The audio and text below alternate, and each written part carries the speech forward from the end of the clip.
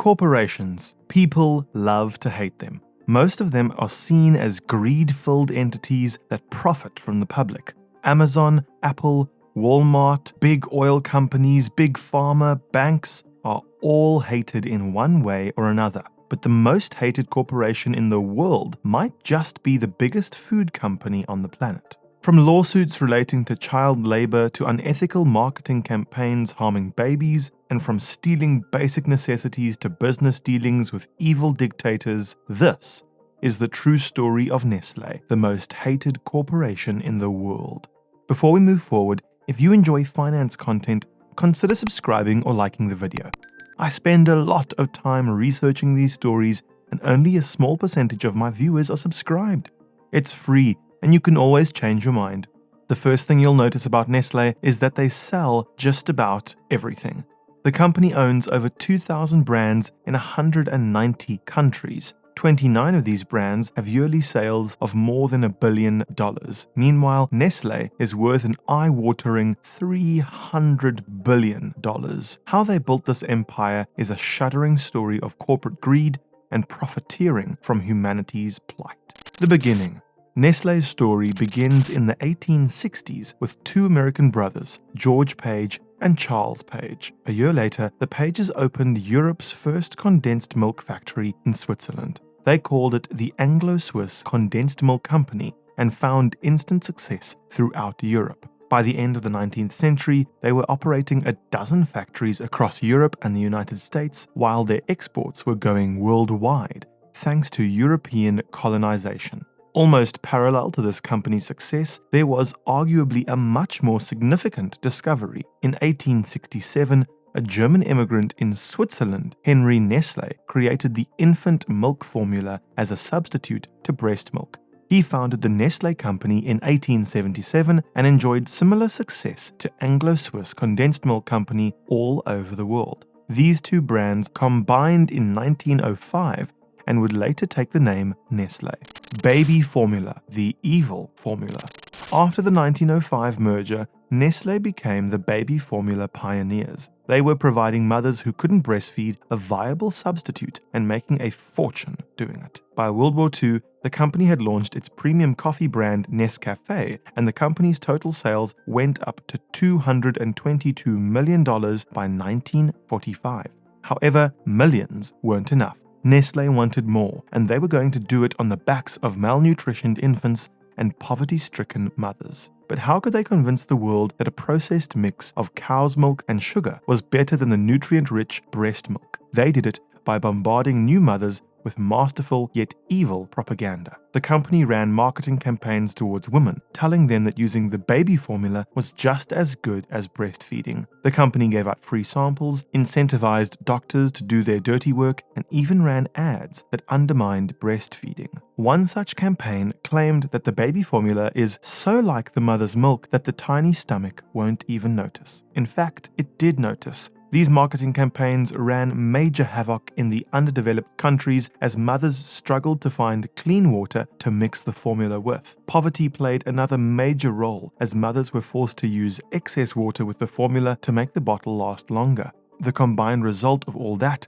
was malnutritioned babies who suffered from major diseases, most commonly diarrhea. Nestlé's propaganda was finally exposed in the early 70s. In 1974, the charity War on Want published a pamphlet called The Baby Killer. The pamphlet exposed Nestlé's malpractices and resulted in an infamous court case. Even though Nestlé won the court case, the proceedings were termed as a moral victory, as Nestlé's evil designs were out in the open. In 1977, these unethical marketing practices resulted in a major boycott of Nestlé's products in the United States. The boycott extended into Europe, and the company was forced to pay attention and change its marketing practices. Nestlé adopted a World Health Organization code for marketing breastfeeding substitutes, and the ban was lifted in 1984. However, the bans didn't hurt Nestlé, and during the next 5 years, they made new acquisitions worth $10 billion, including international evaporated milk and confectionery brands. And if you are thinking that their negative marketing practices were a thing of the past, you may have to reconsider. Because in 1999, a Pakistani salesman named Syed Amar Raza Hussain lifted the lid on Nestlé's strategies, similar to those that led to the 1977 boycott. Hussain released a report in which he included blank slips, written authorization of gifts for doctors, and company invitations to be sponsored guests at medical conferences. All Nestlé needed in exchange was for doctors to push its infant formula products over breastfeeding. Hussain's report later led to a mainstream Bollywood film named Tigers. However, Nestlé dismissed Hussain as a blackmailer and nothing came of it. One thing is clear, what Nestlé was doing wasn't just unethical or illegal, it was lethal for many infants. Did Nestlé still make billions from it? Yes, absolutely. Did they care about the consequences of their strategies? I'll leave it at that. Own the water. After making billions from a product that was guaranteed to harm babies, Nestlé had another genius idea that would make them billions using another human necessity. They were dominating the milk industry, but what if they owned all the water too? Better yet, what if they paid nothing for it and sold it for billions of dollars? That's exactly the case in Michigan, where the company pumps more than 200 million gallons of water, generating revenues of more than $1 billion. Shockingly enough, they do all that for a pumping fee of only $200. Just like their baby formula strategy, Nestlé fights any grassroots resistance with aggressive marketing campaigns and a team of corporate lawyers. Nominal pumping fees are just one of Nestlé's water evils. The company has constantly fought allegations of stealing water, even during droughts. In 2021, California state officials ordered the company to stop its operations at the San Bernardino forest as droughts continued in the state. It was found that the company was taking 173 million more gallons than it was allowed, and had done the same in 2017, when they took 58 million gallons of water from California springs instead of 2.3 it could pump legally. In reality, Nestlé has a pattern. They go into economically downtrodden areas, put up shiny infrastructure, promise hundreds of jobs, contribute to political campaigns, and in exchange, they get healthy tax breaks and a chance to access water resources that remain out of a common man's reach. Not just that, they often end up stealing hundreds of millions of gallons and then sell it all back to the locals for billions in profit.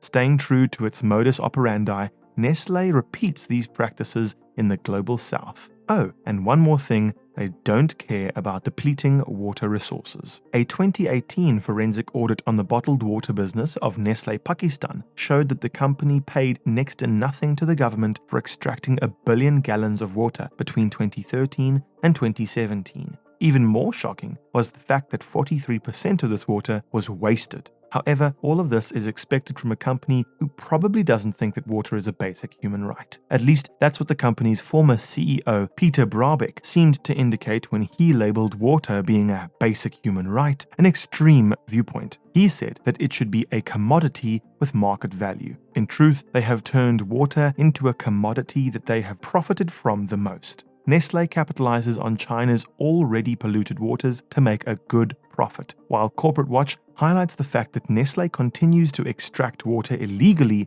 from Brazil for their Perrier brand. Although Nestlé lost the legal action, pumping continues as it gets through the appeal procedures, something which can take 10 years or more. Cocoa production, modern-day slavery. In addition to water and milk, Nestlé has a third huge product, chocolate. The company owns a huge chunk of the global chocolate industry. However, it's an industry built on the back of human rights abuses, child labor, and adverse working conditions. Cocoa, the raw product used in making chocolate, is sourced through West Africa, and almost 2 million children work on these plantations and provide cheap raw materials. The exploitation of African children on these farms was highlighted in a 2010 documentary, The Dark Side of Chocolate. Nestlé was invited to watch it and answer questions about these working conditions. However, they declined. The criticism of Nestlé picked up though, and in 2012 they commissioned the Fair Labor Association to launch an inquiry into these human rights abuses. The report by FLA explicitly mentioned that Nestlé committed multiple serious violations of the company's own supplier code. In 2021, 8 children filed a class action lawsuit against Nestlé and 2 others claiming that they were used as slave labor on cocoa plantations in Ivory Coast.